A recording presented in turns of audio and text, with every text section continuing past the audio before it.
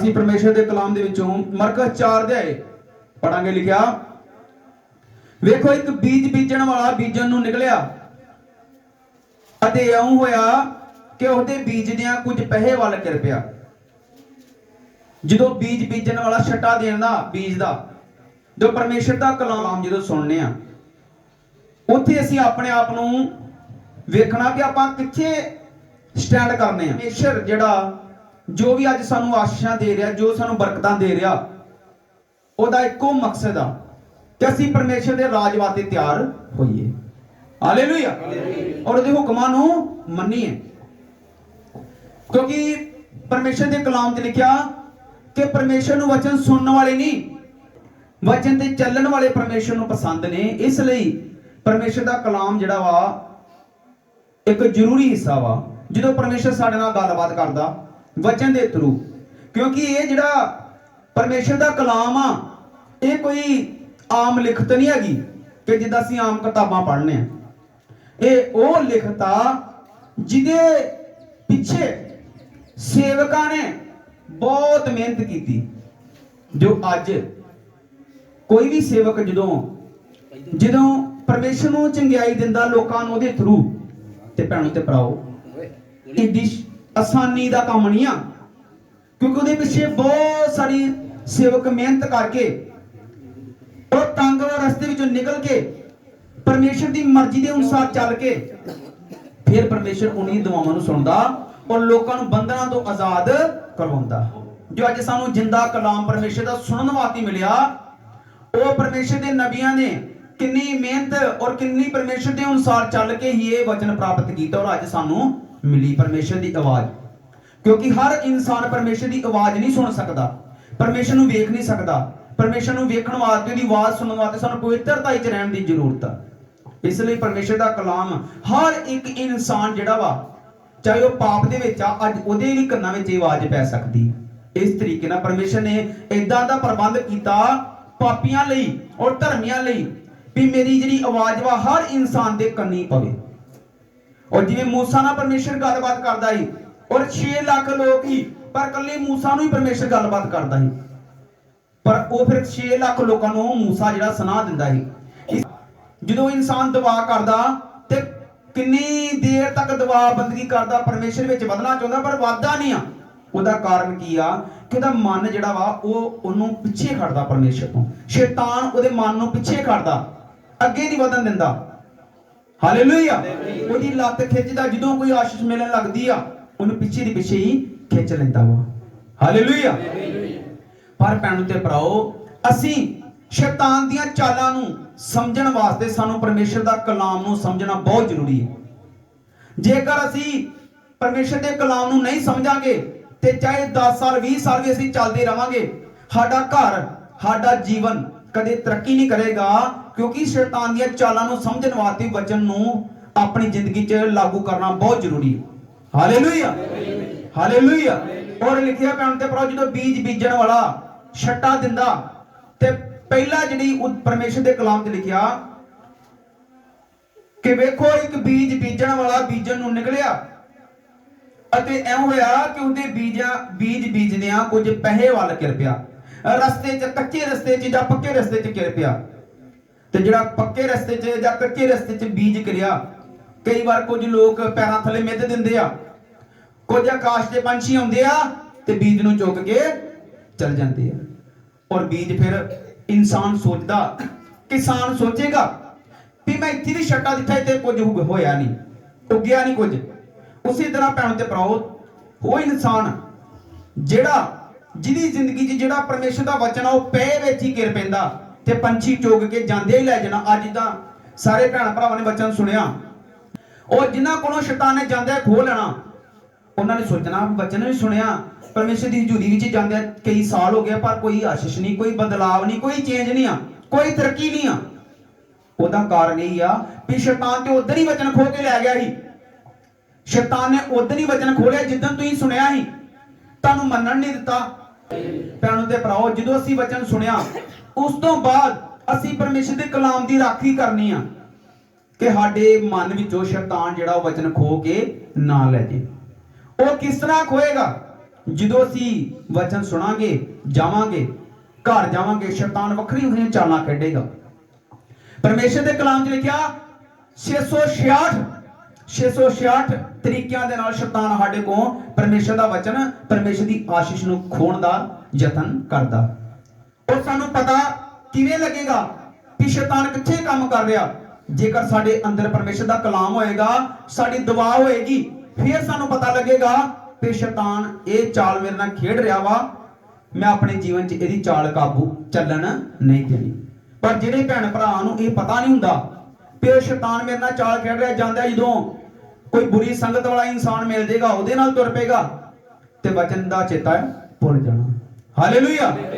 ਕਿ ਜਾਂਦੇ ਜਾ ਕੇ ਜੇ ਅਸੀਂ ਕੋਈ ਸੀਰੀਅਲ ਵੇਖ ਲੇ, ਟੀਵੀ ਵੇਖ ਲਿਆ, ਕੋਈ ਪੰਜਾਬੀ ਗਾਣੇ 4-5 ਸੁਣ ਲੇ, ਤੇ ਪਰਮੇਸ਼ਰ ਦਾ ਵਚਨ ਕਾਸ਼ ਦੇ ਪੰਛੀਆਂ ਨੇ, ਉਹ ਸ਼ੈਤਾਨ ਨੇ ਗਾਣਿਆਂ ਦੇ ਰੂਪ ਦੇ ਵਿੱਚ ਜਾ ਕੇ ਖੋ ਕੇ ਲੈ ਜਾਣਾ। ਫਿਰ ਉਹ ਗਾਣੇ ਜਾਂ ਕੋਈ ਚੁਗਲੀ ਜਾਂ ਨਿੰਦਿਆ ਜਾਂ ਇਹ ਚੀਜ਼ਾਂ ਯਾਦ ਰਹਿ ਜਾਣੀਆਂ, ਪਰ ਪਰਮੇਸ਼ਰ ਦਾ ਵਚਨ ਯਾਦ ਨਹੀਂ ਦੇਣਾ। ਇਸੇ ਤਰ੍ਹਾਂ ਆਪਾਂ ਚੱਲਦੇ ਰਵਾਂਗੇ, ਪਰ ਸਾਡੇ ਜ਼ਿੰਦਗੀ 'ਚ ਕਦੇ ਵੀ ਚੇਂਜ ਨਹੀਂ ਆ ਸਕਦੀ, ਬਦਲਾਅ ਨਹੀਂ ਆ ਸਕਦਾ। ਆਪਾਂ ਜਿੱਥੇ ਹੈਗੇ ਉੱਥੇ ਦੇ ਉੱਥੇ ਹੀ ਰਵਾਂਗੇ। ਹਾਲੇਲੂਇਆ।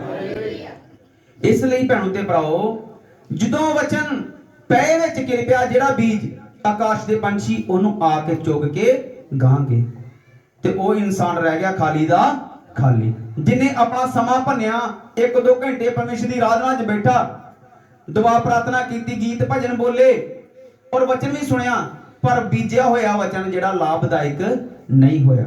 Hallelujah, hallelujah.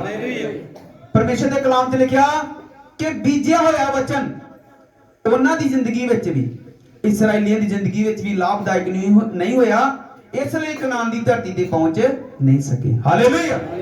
ਜੋ ਪਰਮੇਸ਼ਰ ਨੇ ਸਾਡੇ ਵਾਸਤੇ ਆਸ਼ਾਵਾਂ ਰੱਖੀਆਂ, ਜੋ ਪਰਮੇਸ਼ਰ ਨੇ ਆਪਣੇ ਲੋਕਾਂ ਦੇ ਨਾਲ ਵਾਅਦੇ ਕੀਤੇ ਆ ਕਿ ਮੈਂ ਤੁਹਾਨੂੰ ਇਹ ਆਸ਼ੀਸ਼ਾਂ ਦੇਣੀਆਂ, ਇਹ ਬਰਕਤਾਂ ਦੇਣੀਆਂ, ਸਾਨੂੰ ਦੇਣਾ ਚਾਹੁੰਦਾ ਵਾ, ਪਰ ਜਦੋਂ ਤੱਕ ਅਸੀਂ ਪਰਮੇਸ਼ਰ ਦੇ ਹੁਕਮਾਂ ਤੇ ਨਹੀਂ ਚੱਲਾਂਗੇ, ਉਨੀ ਦੇਰ ਤੱਕ ਸਾਨੂੰ ਉਹ ਆਸ਼ੀਸ਼ਾਂ ਨਹੀਂ ਮਿਲਣੀਆਂ।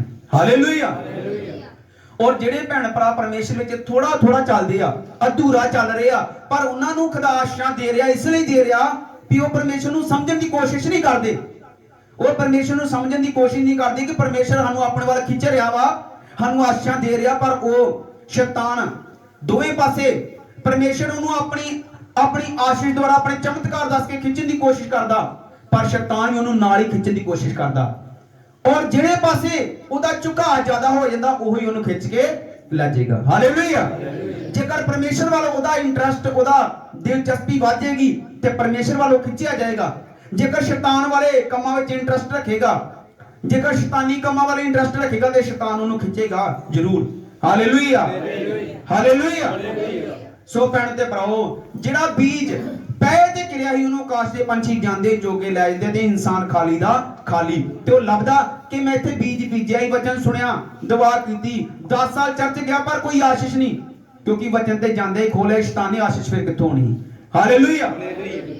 ਔਰ ਲਿਖਿਆ ਕੁਝ ਵੀ ਪੱਥਰੀਲੀ ਜ਼ਮੀਨ ਵਿੱਚ ਗਿਰਿਆ, ਕੁਝ ਬੀਜ ਪੱਥਰੀਲੀ ਜ਼ਮੀਨ ਵਿੱਚ ਗਿਰਿਆ, ਜਿੱਥੇ ਉਹ ਨੂੰ ਬਹੁਤੀ ਮਿੱਟੀ ਨਾ ਮਿਲਣ ਕਰਕੇ ਉਹ ਛੇਤੀ ਉੱਗ ਪਿਆ, ਅਤੇ ਜਾਂ ਸੂਰਜ ਚੜਿਆ ਤਾਂ ਕਮਲਾ ਗਿਆ। Hallelujah, hallelujah.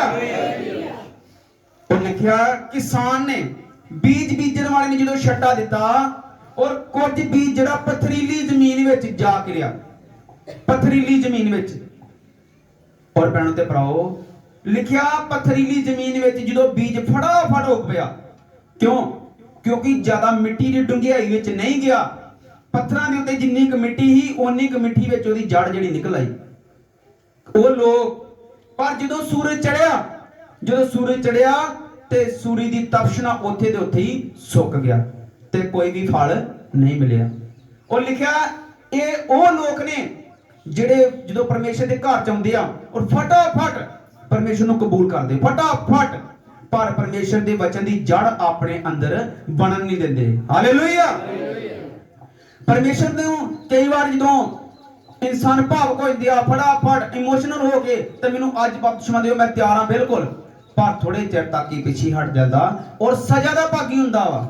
ਕਿਉਂਕਿ ਬਾਈਬਲ 'ਚ ਲਿਖਿਆ ਜਿਹੜਾ ਨੀਚਾ ਕਰੇ ਬਪਤਿਸਮਾ ਲਵੇਗਾ, ਬਚਾਇਆ ਜਾਵੇਗਾ, ਪਰ ਜਿਹੜਾ ਉਹਦੀ ਪ੍ਰਤੀਤ ਨਾ ਕਰੇਗਾ, ਉਹਦੇ ਤੇ ਸਜ਼ਾਵਾਂ ਆਉਣਗੀਆਂ, ਸ਼ਰਾਪ ਆਉਣਗੇ। ਉਹਨਾਂ ਸ਼ਰਾਪਾਂ ਤੋਂ ਫਿਰ ਇਨਸਾਨ ਕਦੇ ਵੀ ਉੱਠ ਨਹੀਂ ਪਹੁੰਚ ਸਕਦਾ। ਹਾਲੇਲੂਇਆ। ਇਸ ਲਈ ਭੈਣੋ ਤੇ ਭਰਾਓ, ਇਹ ਉਹ ਲੋਕ ਨੇ ਜਿਹੜੇ ਪਰਮੇਸ਼ਰ ਨੂੰ ਫਟਾਫਟ ਸਵੀਕਾਰ ਕਰਦੇ ਆ ਔਰ ਮਿੱਟੀ ਦੇ ਵਿੱਚ ਉਹਨਾਂ ਦੀ ਜੜ ਜਿਹੜੀ ਆ ਨਹੀਂ ਪੂਰੀ ਤਰ੍ਹਾਂ ਪਰਮੇਸ਼ਰ ਦਾ ਵਚਨ ਨੂੰ ਆਪਣੇ ਅੰਦਰ ਜੜ ਨਹੀਂ ਬਣਨ ਦਿੰਦੇ। ਔਰ ਜਿਵੇਂ ਕੋਈ ਮੁਸੀਬਤ ਆਉਂਦੀ, ਪਰੇਸ਼ਾਨੀ ਆਉਂਦੀ, ਤੰਗੀ ਆਉਂਦੀ ਤੇ ਉਸੇ ਵੇਲੇ ਪਰਮੇਸ਼ਰ ਨੂੰ ਛੱਡ ਕੇ ਤੇ ਜਿਹੜੇ ਕੰਮ ਛੱਡੇ ਆ ਉਹੀ ਫੜ ਲੈਂਦੇ ਆ। ਹਾਲੇਲੂਇਆ।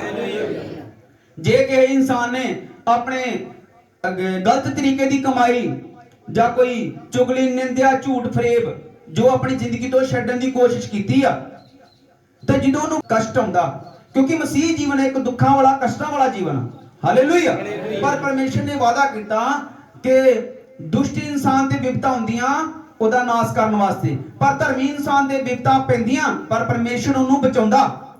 ਵਿਪਤਾ ਮੁਸੀਬਤਾਂ ਪੈਂਦੀਆਂ, ਪਰਮੇਸ਼ਰ ਨੇ ਸਾਨੂੰ ਪਹਿਲਾਂ ਹੀ ਦੱਸਤਾ ਵੀ ਤੇ ਡਰ ਨਾ ਜਾਇਓ। ਮੁਸੀਬਤਾਂ ਪਰੇਸ਼ਾਨੀਆਂ ਆਉਣਗੀਆਂ, ਕਸ਼ਟ ਆਉਣਗੇ, ਮਸੀਹ ਦੇ ਕਾਰਨ ਤੁਹਾਨੂੰ ਲੋਕ ਸਤਾਉਣਗੇ ਵੀ, ਪਰੇਸ਼ਾਨ ਵੀ ਕਰਨਗੇ, ਪਰ ਘਬਰਾਉਣਾ ਨਹੀਂ, ਪਰਮੇਸ਼ਰ ਤੁਹਾਡੀ ਮਦਦ ਕਰੇਗਾ। ਖੁਦਾ ਨੇ ਕਿਹਾ ਪਹਿਲਾਂ ਹੀ, ਪਰਮੇਸ਼ਰ ਨੇ ਸਾਨੂੰ ਵੇਖੋ ਭੈਣੋ ਤੇ ਭਰਾਓ, ਜੋ ਆਉਣ ਵਾਲੇ ਸਮੇਂ ਦੀਆਂ ਗੱਲਾਂ ਖੁਦਾ ਨੇ ਸਾਨੂੰ ਇਸ ਲਈ ਦਸੀਆਂ ਕਿ ਇਨਸਾਨ ਜਿਹੜਾ ਵਾ ਉਹ ਕਿਤੇ ਡਰ ਨਾ ਜਾਏ ਵੀ ਅਚਨਚੇਤ ਮੁਸੀਬਤ ਜਿਹੜੀ ਆ ਗਈ ਆ।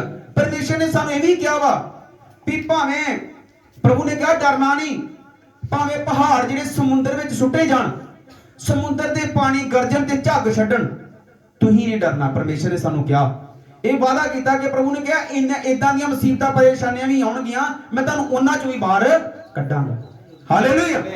ਔਰ ਇਸ ਲਈ ਜਿਹੜੇ ਇਨਸਾਨ ਜਿਹੜੇ ਇਸ ਤਰੀਕੇ ਨਾਲ ਆਪਣੇ ਅੰਦਰ ਜੜ ਨਹੀਂ ਬਣਨ ਦਿੰਦੇ, ਉਹ ਵੀ ਪਰਮੇਸ਼ਰ ਕੋਲੋਂ ਆਸ਼ੀਸ਼ ਨਹੀਂ ਲੈਂਦੇ। ਉਹ ਵੀ ਸੋਚਦੇ ਆ 5 ਸਾਲਾਂ ਬਾਅਦ, 4 ਸਾਲਾਂ ਬਾਅਦ, 10 ਸਾਲਾਂ ਬਾਅਦ ਸੋਚਣਗੇ ਅਸੀਂ ਤੇ ਪਰਮੇਸ਼ਰ ਦੇ ਨਾਲ ਬੜੇ ਚਿਰਾਂ ਦੇ ਜੁੜੇ ਦੇ ਆ, ਸਾਨੂੰ ਤਾਂ ਕੋਈ ਆਸ਼ੀਸ਼ ਨਹੀਂ ਮਿਲੀ। ਆਸ਼ੀਸ਼ ਕਿੱਥੋਂ ਮਿਲਣੀ ਆ? ਵਚਨ ਦੀ ਜੜ ਨਹੀਂ ਬਣੀ, ਵਚਨ ਦੀ ਜੜ ਨਹੀਂ ਬਣੀ।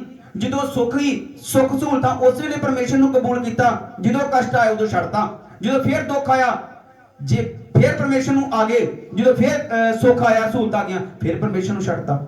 ਇਸੇ ਤਰੀਕੇ ਨਾਲ ਭੈਣੋ ਤੇ ਭਰਾਓ, ਜੇ ਸਾਡਾ ਜੀਵਨ ਚੱਲਦਾ ਰਹੇਗਾ, ਅਸੀਂ ਪਰਮੇਸ਼ਰ ਵਿੱਚ ਅੱਗੇ ਨਹੀਂ ਵੱਧ ਸਕਦੇ। ਉਹ ਧਰਤੀ ਦੀਆਂ ਆਸ਼ਾਂ ਸਾਨੂੰ ਨਹੀਂ ਮਿਲ ਸਕਦੀਆਂ। ਜੇਕਰ ਸਾਡਾ ਜੀਵਨ ਵੀ ਪਥਰੀਲੀ ਜ਼ਮੀਨ ਵਿੱਚ ਕਿਰੇ ਹੋਏ ਬੀਜ ਦੀ ਤਰ੍ਹਾਂ ਵਾ, ਫਿਰ ਅਸੀਂ ਕੋਈ ਆਸ਼ੀਸ਼ ਨਹੀਂ ਲੈ ਸਕਦੇ। ਹਾਲੇਲੂਇਆ। ਹਾਲੇਲੂਇਆ। ਜੇਕਰ ਅਜਿਹਾ ਸਾਡੇ ਜੀਵਨ 'ਚ ਹੋ ਰਿਹਾ ਵਾ, ਫਿਰ ਜੇਕਰ ਸਾਡੇ ਜੀਵਨ 'ਚ ਕੋਈ ਕਸ਼ਟ, ਮੁਸੀਬਤ, ਪਰੇਸ਼ਾਨੀ ਆਏਗੀ, ਜੇਕਰ ਦੁੱਖ ਆਏਗਾ, ਦੂਸਰਾ ਬੰਦਾ ਉਹਨੂੰ ਸਲਾਹ ਦੇਗਾ ਕਿ ਇੱਥੋਂ ਛੱਡ, ਜਾਦੂ ਟੂਣੇ ਵਾਲੇ ਪਾਸੇ ਜਾ, ਅਸੀਂ 1 ਮਿੰਟ 'ਚ ਤਿਆਰ ਹੋ ਜਾਾਂਗੇ। ਕਿਉਂ ਤਿਆਰ ਹੋਵਾਂਗੇ? ਕਿਉਂਕਿ ਜੜ ਹੈ ਨਹੀਂ, ਪਰਮੇਸ਼ਰ ਤੇ ਵਿਸ਼ਵਾਸ ਨਹੀਂ ਹੈਗਾ। ਚਰਚ ਜਾਂਦੇ ਆ ਪਰ ਪਰਮੇਸ਼ਰ ਤੇ ਵਿਸ਼ਵਾਸ ਨਹੀਂ ਹੈਗਾ ਵੀ ਪਰਮੇਸ਼ਰ ਚੰਗਿਆਈ ਵੀ ਦੇ ਸਕਦਾ, ਕਿ ਪਰਮੇਸ਼ਰ ਸਾਨੂੰ ਦੁੱਖਾਂ ਵਿੱਚ ਮਰਨ ਨਹੀਂ ਦੇਗਾ, ਸਾਨੂੰ ਬਿਮਾਰੀ ਨਾਲ ਮਰਨ ਨਹੀਂ ਦੇਗਾ। ਇਹ ਵਿਸ਼ਵਾਸ ਨਹੀਂ ਹੈਗਾ ਕਿਉਂਕਿ ਜੜ ਮਜ਼ਬੂਤ ਨਹੀਂ ਹੈਗੀ। ਜੇਕਰ ਸਾਡੀ ਜੜ ਜਿਹੜੀ ਆ ਪਰਮੇਸ਼ਰ ਵਿੱਚ ਮਜ਼ਬੂਤ ਹੋਏਗੀ, ਤੇ ਬਾਈਬਲ 'ਚ ਲਿਖਿਆ, ਜਦੋਂ ਜ਼ਬੂਰ 1 ਪੜ੍ਹੀਏ, ਉੱਥੇ ਲਿਖਿਆ, ਧਰਮੀ ਇਨਸਾਨ ਉਸ ਰੁੱਖ ਵਰਗਾ ਜਿਹਦੀਆਂ ਜੜਾਂ ਜਿਹੜੀਆਂ ਨਦੀ ਵਿੱਚ ਲੱਗੀਆਂ ਹੋਈਆਂ। ਹਾਲੇਲੂਇਆ। ਪਰਮੇਸ਼ਰ ਨੇ ਕਿਹਾ ਧਰਮੀ ਇਨਸਾਨ ਉਸ ਰੁੱਖ ਦੀ ਤਰ੍ਹਾਂ ਵਾ ਜਿਹੜਾ ਨਦੀ ਦੇ ਕੰਢੇ ਤੇ ਲੱਗਾ ਹੋਇਆ ਤੇ ਉਹ ਨਦੀ ਵੱਲ ਨੂੰ ਆਪਣੀਆਂ ਜੜਾਂ ਵਧਾਉਂਦਾ ਰਹਿੰਦਾ ਵਾ, ਤੇ ਆਉਣ ਦੇ ਦਿਨਾਂ ਵਿੱਚ ਉਹਨੂੰ ਕੋਈ ਤੰਗੀ ਨਹੀਂ। ਹਾਲੇਲੂਇਆ। ਕੋਈ ਮੁਸੀਬਤ ਨਹੀਂ, ਚਾਹੇ ਉਹਨੂੰ ਕੋਈ ਪਾਣੀ ਪਾਏ ਨਾ ਪਾਏ, ਸੋਕਾ ਪੈ ਜਾਏ, ਪਰ ਉਹ ਰੁੱਖ ਹਰਿਆ ਹੀ ਰਹਿੰਦਾ ਔਰ ਰੁੱਤ ਸਿਰ ਆਪਣਾ ਫਲ ਦਿੰਦਾ। ਜੋ ਅੱਜ ਸਾਨੂੰ ਜ਼ਰੂਰਤ ਆ, ਪਰਮੇਸ਼ਰ ਅੱਜ ਦੇਗਾ। ਇਹ ਨਹੀਂ ਆ ਕਿ ਜਿਹੜੀ ਚੀਜ਼ ਦੀ, ਜੇ ਕਿਸੇ ਵਸਤੂ ਦੀ ਸਾਨੂੰ ਕਿ ਆਸ਼ੀਸ਼ ਦੀ ਅੱਜ ਲੋੜ ਆ, ਜੇ ਪਰਮੇਸ਼ਰ ਸਾਨੂੰ 20 ਸਾਲਾਂ ਬਾਅਦ ਦੇਗਾ, ਤੇ ਭੈਣ ਤੇ ਭਰਾਓ ਏਦਾਂ ਨਹੀਂ ਹੁੰਦਾ, ਕਿਉਂਕਿ ਪਰਮੇਸ਼ਰ ਨੇ ਕਿਹਾ ਵਾ ਕਿ ਧਰਮੀ ਇਨਸਾਨ ਸਮੇਂ ਸਿਰ ਆਪਣਾ ਫਲ ਜ਼ਰੂਰ ਦੇਵੇਗਾ। ਔਰ ਪ੍ਰਭੂ ਨੇ ਕਿਹਾ, ਮੈਂ ਤੁਹਾਡੀ ਫਸਲ ਉੱਤੇ ਪਹਿਲੀ ਤੇ ਪਿਛਲੀ ਵਰਖਾ ਪਾਵਾਂਗਾ, ਦੋਵੇਂ ਵਰਖਾ ਪਾਵਾਂਗਾ, ਤਾਂ ਕਿ ਤੁਹਾਡੀ ਜ਼ਮੀਨ ਦਾ ਫਲ ਬੇਫਲ ਨਾ ਰਹੇ। ਹਾਲੇਲੂਇਆ। ਹਾਲੇਲੂਇਆ। ਭੈਣ ਤੇ ਭਰਾਓ, ਪਰਮੇਸ਼ਰ ਦਾ ਵਚਨ ਅੱਜ ਸਾਡੇ ਨਾਲ ਗੱਲਬਾਤ ਕਰ ਰਿਹਾ, ਸਾਨੂੰ ਕਹਿ ਰਿਹਾ ਵੀ ਜੇਕਰ ਤੁਸੀਂ ਆਸ਼ਾਂ ਲੈਣੀਆਂ ਚਾਹੁੰਦੇ ਹੋ, ਪ੍ਰਭੂ ਨੇ ਕਿਹਾ ਮੈਂ ਤੁਹਾਡੇ ਅੱਗੇ ਰੱਖਿਆ, ਤੁਹਾਡੇ ਅੱਗੇ ਸ਼ਰਾਬ ਔਰ ਆਸ਼ਾਂ। ਬੇਮੁਖ ਹੋ ਜਾਓਗੇ ਤੇ ਸ਼ਰਾਬ ਆ, ਤੇ ਪਰਮੇਸ਼ਰ ਨੂੰ ਮੰਨੋਗੇ ਤੇ ਆਸ਼ਾਂ। ਪ੍ਰਭੂ ਨੇ ਕਿਹਾ ਇਨਸਾਨ ਨੂੰ ਬਣਾਇਆ, ਉਹਨੂੰ ਤਿਆਰ ਕੀਤਾ, ਉਹਨੂੰ ਆਸ਼ੀਸ਼ ਦਿੱਤੀ। ਇਹ ਆਸ਼ੀਸ਼ ਦਿੱਤੀ ਆ ਵੀ ਇਨਸਾਨ ਨੂੰ ਆਪਣੇ ਸਰੂਪ ਤੇ ਬਣਾਇਆ। ਪ੍ਰਭੂ ਨੇ ਕਿਹਾ ਮੇਰਾ ਨਾਮ ਲੈਣਾ ਲੈ, ਨਹੀਂ ਲੈਣਾ ਨਾ ਲੈ, ਤੇਰੀ ਮਰਜ਼ੀ, ਪਰ अंत समय तेरा न्याय होएगा। हालेलुया। देखो ਜਦੋਂ ਅਸੀਂ ਪਰਮੇਸ਼ਰ ਨੂੰ ਮੰਨਦੇ ਆ ਤੇ ਜਦੋਂ ਅਸੀਂ ਮੰਨਣਾ ਛੱਡ ਦਿੰਦੇ ਆ, ਪ੍ਰਭੂ ਯਿਸੂ ਮਸੀਹ ਕਦੇ ਸਾਨੂੰ ਸੁਪਨੇ ਜਾਣ ਕੇ ਤੰਗ ਨਹੀਂ ਕਰਦੇ ਵੀ ਮੇਰਾ ਨਾਮ ਲੈ ਮੇਰੀ ਚਰਚ ਜਾ। ਪ੍ਰਭੂ ਯਿਸੂ ਮਸੀਹ ਕਿਸੇ ਵੀ ਨੂੰ ਤੰਗ ਨਹੀਂ ਕਰਦੇ। ਪ੍ਰਭੂ ਨੇ ਸਾਨੂੰ ਇਹ ਅਧਿਕਾਰ ਦਿੱਤਾ ਵਾ ਵੀ ਜੇ ਤੂੰ ਮੇਰਾ ਨਾਮ ਲੈਣਾ ਲੈ, ਨਹੀਂ ਲੈਣਾ ਨਾ ਲੈ, ਤੇਰੀ ਮਰਜ਼ੀ ਆ। ਵੀ ਤੇਰੇ ਤੇ ਉਪਕਾਰ ਕੀਤਾ, ਤੈਨੂੰ ਇਨਸਾਨੀ ਜੀਵਨ ਦਿੱਤਾ। ਜੇ ਤੂੰ ਨਹੀਂ ਲਏਗਾ ਨਾ ਮੇਰਾ, ਨਹੀਂ ਚੰਗੇ ਕੰਮ ਕਰੇਗਾ ਤੇ ਜਦੋਂ ਮਰੇਗਾ, ਮਰਨ ਤੋਂ ਬਾਅਦ ਤੇਰਾ ਨਿਆਂ ਹੋਏਗਾ। ਹਾਲੇਲੂਇਆ। ਇਸ ਲਈ ਭੈਣ ਤੇ ਭਰਾਓ, ਇਹ ਸਾਡੀ ਜ਼ਿੰਮੇਵਾਰੀ ਆ। ਚਰਚ ਨਹੀਂ ਹੋਣਾ ਇਹ ਸਾਡੀ ਮਰਜ਼ੀ ਆ, ਚਰਚ ਆਉਣਾ ਇਹ ਸਾਡੀ ਮਰਜ਼ੀ ਆ। ਕੋਈ ਇਨਸਾਨ ਚਰਚ ਆਉਂਦਾ ਉਹਦੀ ਮਰਜ਼ੀ ਆ, ਨਹੀਂ ਹੁੰਦਾ ਉਹਦੀ ਮਰਜ਼ੀ ਆ। ਆਏਗਾ ਪਰਮੇਸ਼ਰ ਚ ਅੱਗੇ ਵਧੇਗਾ, ਤਰੱਕੀ ਕਰੇਗਾ, ਜਿਹੜਾ ਸਦੀਪਕ ਜੀਵਨ ਵੀ ਪ੍ਰਾਪਤ ਕਰੇਗਾ। ਇਸ ਜੀਵਨ ਵਿੱਚ ਵੀ ਪਰਮੇਸ਼ਰ ਉਹਨੂੰ ਖੁਸ਼ ਰੱਖੇਗਾ, ਇਸ ਜੀਵਨ ਵਿੱਚ ਵੀ ਪਰਮੇਸ਼ਰ ਉਹਨੂੰ ਆਸ਼ੀਆਂ ਦੇਗਾ। ਸਦੀਪਕ ਜੀਵਨ ਵੀ ਪਰਮੇਸ਼ਰ ਨੂੰ। ਔਰ ਤੀਸਰੇ ਨੰਬਰ ਵਾਲਾ ਬੀਜ ਜਦੋਂ ਛੱਟਾ ਦਿੱਤਾ ਗਿਆ ਔਰ ਕੰਡਿਆਂ ਵਿੱਚ ਜਾ ਕੇ ਰਿਹਾ। ਹਾਲੇਲੂਇਆ। ਔਰ ਭੈਣ ਤੇ ਭਰਾਓ, ਲਿਖਿਆ ਕੰਡਿਆਂ ਵਿੱਚ ਜਦੋਂ ਜਾ ਕੇ ਰਿਹਾ ਬੀਜ, ਤੇ ਕੰਡਿਆਂ ਨੇ ਵੱਧ ਕੇ ਬੀਜ ਨੂੰ ਉੱਥੇ ਦਾ ਉੱਥੇ ਹੀ ਦਬਾ ਲਿਆ ਤੇ ਉਹ ਵੀ ਬੀਜ ਕੀ ਰਹਿ ਗਿਆ? ਬੇਫਲ। ਕੰਡੇ ਮਤਲਬ ਜਦੋਂ ਅਸੀਂ ਪਰਮੇਸ਼ਰ ਦੇ ਕਲਾਮ ਨੂੰ ਆਪਣੇ ਜੀਵਨ ਵਿੱਚ ਸਵੀਕਾਰ ਤੇ ਕਰ ਲਿਆ, ਪਰ ਜਿਹੜੀ ਚਿੰਤਾਵਾਂ, ਧਨ ਦੀਆਂ ਚਿੰਤਾਵਾਂ, ਧੋਖਾ, ਜੋ ਸਾਡੇ ਮਨ ਵਿੱਚ ਜੋ ਪਰੇਸ਼ਾਨੀਆਂ ਨੇ, ਜੋ ਸਾਡੇ ਪਰੇਸ਼ਾਨੀਆਂ, ਮੁਸੀਬਤਾਂ ਜਿਹੜੀਆਂ, ਉਹ ਸਾਨੂੰ ਉੱਥੇ ਦੇ ਉੱਥੇ ਹੀ ਦਬਾ ਲੈਂਦੀਆਂ। ਹਾਲੇਲੂਇਆ। ਮੁਸੀਬਤਾਂ, ਪਰੇਸ਼ਾਨੀਆਂ, ਚਿੰਤਾਵਾਂ, ਇਸ ਜੀਵਨ ਦੀਆਂ ਚਿੰਤਾਵਾਂ ਸਾਨੂੰ ਉੱਥੇ ਦਾ ਉੱਥੇ ਹੀ ਦਬਾ ਲੈਂਦੀਆਂ। ਵਚਨ ਨੂੰ ਉੱਥੇ ਦਾ ਉੱਥੇ ਦਬਾ ਲੈਂਦੀਆਂ ਤੇ ਉਹ ਵਚਨ ਜਿਹੜਾ ਵਾ ਬੇਫਲ ਰਹਿ ਕੇ। ਸ਼ੁੱਧਾ ਦਾਸ ਪ੍ਰਕਾਸ਼ ਦੀ ਪੋਥੀ ਲਿਖਣ ਵਾਲਾ ਦਰਸ਼ਨ ਵੇਖ ਰਿਹਾ, ਉਹਨੇ ਕਿਹਾ ਕਿ ਪ੍ਰਭੂ, ਉਹਨੇ ਵੇਖਿਆ ਕਿ ਚਿੱਟੇ ਵਸਤਰ ਪਹਿਨੇ ਤੇ ਲੋਕ ਪਰਮੇਸ਼ਰ ਦੇ ਸਿੰਘਾਸਨ ਦੇ ਅੱਗੇ ਬੈਠੇ ਆ, ਚਿੱਟੇ ਵਸਤਰਾਂ ਦੇ ਵਿੱਚ। ਉਹਨੇ ਪੁੱਛਿਆ ਵੀ, ਦੂਤ ਨੇ ਪੁੱਛਿਆ ਵੀ ਇਹ ਕੌਣ ਆ? ਉਹਨੇ ਕਿਹਾ ਪ੍ਰਭੂ ਮੈਂ ਕੀ ਜਾਣਾ, ਤੁਸੀਂ ਦੱਸੋ ਵੀ ਇਹ ਕੌਣ ਲੋਕ ਨੇ। ਤੇ ਉਹਨੇ ਕਿਹਾ ਇਹ ਉਹ ਲੋਕ ਨੇ ਜਿਹੜੇ ਵੱਡੇ ਕਸ਼ਟ ਮੁਸੀਬਤਾਂ ਵਿੱਚ ਸਹਿ ਕੇ ਵੀ ਮੇਰੀ ਆਰਾਧਨਾ ਕਰਦੇ ਰਹੇ। ਹਾਲੇਲੂਇਆ। ਭੈਣੋ ਤੇ ਭਰਾਓ, ਪਰਮੇਸ਼ਰ ਨੇ ਆਪਣੇ ਕਲਾਮ 'ਚ ਪਹਿਲਾਂ ਦੱਸਦਾ ਕਿ ਜਿਹੜਾ ਪਰਮੇਸ਼ਰ ਦਾ ਰਸਤਾ ਉਹ ਬੜਾ ਤੰਗ, ਮੁਸੀਬਤਾਂ ਪਰੇਸ਼ਾਨੀਆਂ ਵਾਲਾ ਵਾ। ਪਰ ਮੁਸੀਬਤਾਂ ਪਰੇਸ਼ਾਨੀਆਂ ਸਹਿ ਕੇ ਵੀ ਅਸੀਂ ਪਰਮੇਸ਼ਰ ਦਾ ਇਨਕਾਰ ਨਹੀਂ ਕਰਨਾ, ਅਸੀਂ ਫਿਰ ਵੀ ਪਰਮੇਸ਼ਰ ਨੂੰ ਮੰਨਣਾ। ਹਾਲੇਲੂਇਆ। ਔਰ ਇਸ ਲਈ ਉਹ ਕੰਡੇ ਵਾਲੇ ਜਿਹੜੇ ਆ ਬੀਜ ਨੂੰ ਉੱਥੇ ਦੱਬ ਦਿੰਦੇ ਤੇ ਬੀਜ ਮੇਰਾ ਫਲਦਾਇਕ ਨਹੀਂ ਹੁੰਦਾ। ਇਸ ਲਈ ਪਰਮੇਸ਼ਰ ਦੇ ਕਲਾਮ 'ਚ ਲਿਖਿਆ ਆਪਣੀ ਜ਼ਮੀਨ ਨੂੰ ਪਹਿਲਾਂ ਵਾਹੋ, ਵਚਨ ਨੂੰ ਉੱਗਣ ਦਿਓ। ਆਪਣੀ ਜ਼ਮੀਨ ਵਿੱਚੋਂ, ਆਪਣੇ ਮਨ ਵਿੱਚੋਂ ਪੱਥਰ ਕੰਡੇ ਵਾਲੇ, ਜਿਹਦਾ ਕਿਸਾਨ ਜਿਹਨੇ ਬੀਜ ਬੀਜਣ ਤੋਂ ਪਹਿਲਾਂ, ਜਿਹੜਾ ਕਿਸਾਨ ਬੀਜ ਬੀਜਣ ਤੋਂ ਪਹਿਲਾਂ ਆਪਣੀ ਫਸਲ ਨੂੰ ਤਿਆਰ ਨਹੀਂ ਕਰਦਾ, ਉਹ ਕੁਝ ਵੀ ਹਾਸਲ ਨਹੀਂ ਕਰਦਾ। ਹਾਲੇਲੂਇਆ। ਹਾਲੇਲੂਇਆ। ਕਿਉਂਕਿ ਬੀਜ ਜਿਹੜਾ ਕਠੋਰ, ਸਖਤ ਔਰ ਪਥਰੀਲੀ ਜ਼ਮੀਨ ਵਿੱਚ ਨਹੀਂ ਉੱਗਦਾ। ਕਿਸਾਨ ਪਹਿਲਾਂ ਆਪਣੀ ਜ਼ਮੀਨ ਨੂੰ ਵਾਹੁੰਦਾ, ਉਹਦੇ ਵਿੱਚੋਂ ਪੱਥਰ ਕੱਢਦਾ, ਕੰਡੇ ਕੱਢਦਾ ਬਾਹਰ, ਔਰ ਜਦੋਂ ਜ਼ਮੀਨ ਜਿਹੜੀ ਪੋਲੀ ਹੋ ਜਾਂਦੀ ਆ ਤਾਂ ਕਿ ਬੀਜ ਜਿਹੜਾ ਜ਼ਮੀਨ ਦੇ ਵਿੱਚ ਚਲ ਜੇ, ਉਹਦੀ ਜੜ ਵੀ ਡੂੰਗੀ ਹੋਣੀ ਚਾਹੀਦੀ ਆ, ਕਿਉਂਕਿ ਜਿਹਦੀ ਜੜ ਉੱਤੇ ਰਹਿੰਦੀ ਆ ਉਹ ਵੀ ਆਸ਼ੀਸ਼ ਨਹੀਂ ਪਾ ਸਕਦੇ। ਔਰ ਜਦੋਂ ਬੀਜ ਜਿਹੜਾ ਵਾ ਜ਼ਮੀਨ ਪੋਲੀ ਹੁੰਦੀ ਆ, ਔਰ ਬੀਜ ਜਿਹੜਾ ਉਹ ਜਿੱਦਾਂ ਆਪਾਂ ਵੇਖਦੇ ਆ, ਕਿਸਾਨ ਜਦੋਂ ਬੀਜ ਬੀਜਣ ਤੋਂ ਪਹਿਲਾਂ ਕਿੰਨੀ ਹਲ ਹੁੰਦਾ, ਕੀ ਉਹਨੂੰ ਸ਼ੌਂਕ ਆ? ਨਹੀਂ ਭੈਣ ਤੇ ਭਰਾਓ, ਉਹ ਜ਼ਮੀਨ ਨੂੰ ਇੰਨੀ ਕੁ ਪੋਲੀ ਕਰਦਾ ਕਿ ਜਿਹੜਾ ਬੀਜ ਆਸਾਨੀ ਨਾਲ ਬਾਹਰ ਆ ਸਕੇ। ਹਾਲੇਲੂਇਆ। ਔਰ ਜਿੰਨੇ ਬੀਜ ਉਹ ਸੁੱਟਦਾ ਆਪਣੀ ਜ਼ਮੀਨ 'ਚ, ਉਹ ਚਾਹੁੰਦਾ ਸਾਰੇ ਦੇ ਸਾਰੇ ਬਾਹਰ ਆਉਣ। ਪਰ ਸਾਰੇ ਦੇ ਸਾਰੇ ਬਾਹਰ ਕਿੱਦਾਂ ਆ ਸਕਦੇ ਆ? ਜੇਕਰ ਜ਼ਮੀਨ ਦੀ ਪੂਰੀ ਤਰ੍ਹਾਂ ਤਿਆਰੀ ਆ। ਸਾਰੇ ਵਚਨ ਜੋ ਅੱਜ ਤੁਸੀਂ ਸੁਣ ਰਹੇ ਹੋ ਤੁਹਾਡੀ ਜੀਵਨ 'ਚ 100 ਗੁਣਾ ਫਲਦਾਇਕ ਹੋ ਸਕਦੇ ਆ, ਜੇਕਰ ਸਾਡੀ ਪੂਰੀ ਤਿਆਰੀ ਆ, ਸਾਡਾ ਮਨ ਪੂਰਾ ਤਿਆਰ ਆ ਪਰਮੇਸ਼ਰ ਦੀ ਵਚਨ ਨੂੰ ਮੰਨਣ ਵਾਸਤੇ ਕਿ ਪ੍ਰਭੂ ਜੀ ਅਸੀਂ ਤਿਆਰ ਆ, ਅਸੀਂ ਤਿਆਰ ਆ, ਤੁਸੀਂ ਆਪਣਾ ਵਚਨ ਆਉਣ ਦਿਓ, ਅਸੀਂ ਤਿਆਰ ਆ, ਮੰਨਣ ਨੂੰ ਤਿਆਰ ਆ। ਤੇ ਜੇਕਰ ਆਪਾਂ ਤਿਆਰ ਨਹੀਂ ਆ ਤਾਂ ਆਪਾਂ ਸੋਚਾਂਗੇ ਇਹ ਕਿੱਦਾਂ ਦਾ ਵਚਨ ਆ ਗਿਆ, ਇਹ ਤੇ ਆਪਾਂ ਕਦੀ ਸੁਣਿਆ ਨਹੀਂ, ਇਹ ਸੇਵਕ ਨੇ ਵਚਨ ਕਿੱਥੋਂ ਸੁਣਾਤਾ। ਇਹਦਾ ਮਤਲਬ ਆਪਾਂ ਉਹ ਵਚਨ ਦਾ ਕੀ ਕਰ ਰਹੇ ਆ? ਇਨਕਾਰ ਕਰ ਰਹੇ ਆ ਵੀ ਅਸੀਂ ਵਚਨ ਨੂੰ ਮੰਨਣਾ ਨਹੀਂ। ਹਾਲੇਲੂਇਆ। ਔਰ ਇਸੇ ਤਰ੍ਹਾਂ ਕਿਸਾਨ ਚਾਹੁੰਦਾ ਮੇਰੇ ਸਾਰੇ ਦੇ ਸਾਰੇ ਬੀਜ, ਜਿਹਦੇ ਸਾਰੇ ਬੀਜ ਉੱਗ ਜਾਣ, ਉਹਨੂੰ ਕਹਿੰਦੇ 100 ਗੁਣਾ ਫਲਦਾਇਕ। 100% ਸਾਨੂੰ ਪਰਮੇਸ਼ਰ ਦਾ ਬੀਜ ਜਿਹੜਾ ਆਸ਼ੀਸ਼ ਦੇ ਸਕਦਾ, ਜੇਕਰ ਸਾਡੇ ਮਨ ਵਿੱਚੋਂ ਝੂਠ, ਫਰੇਬ, ਚੁਗਲੀ, ਨਿੰਦਿਆ, ਕਿਸੇ ਬਾਰੇ ਕਿਸੇ ਦੀ ਬੁਰਾਈ ਕਰਨਾ ਔਰ ਹੋਰ ਜਿਹੜੇ ਪਾਪ ਗੁਨਾਹ ਨੇ, ਇਹ ਚੀਜ਼ਾਂ ਜਦੋਂ ਸਾਡੇ ਮਨ ਵਿੱਚ ਨੇ, ਉਹ ਪੱਥਰ ਕੰਡਿਆਲੇ ਕਦੇ ਵੀ ਬੀਜ ਨੂੰ ਉੱਗਣ ਨਹੀਂ ਦੇਣਗੇ। ਹਾਲੇਲੂਇਆ। ਔਰ ਲਿਖਿਆ ਕੰਡਿਆ ਵਾਲਿਆਂ ਨੇ ਵੱਧ ਕੇ ਉਹਨੂੰ ਦਬਾ ਲਿਆ, ਉਹ ਬੀਜ ਵੀ ਬੇਫਲ ਰਹਿ ਗਿਆ। ਕੁਝ ਜਿਹੜਾ ਬੀਜ ਜਦੋਂ ਛੱਟਾ ਦਿੱਤਾ ਗਿਆ, ਕੁਝ ਬੀਜ ਚੰਗੀ ਜ਼ਮੀਨ ਵਿੱਚ ਵੀ ਗਿਰਿਆ ਸੀ ਔਰ ਉਹ ਵਧਿਆ, ਉਹਨੂੰ ਨਾ ਕਿ ਕੰਡੇ ਨੇ ਦਬਾਇਆ, ਉਹ ਚੰਗੀ ਜ਼ਮੀਨ ਵਿੱਚ ਗਿਰਿਆ ਤੇ ਉਹ 100 ਗੁਣਾ ਫਲਦਾਇਕ ਹੋਇਆ। ਹਾਲੇਲੂਇਆ।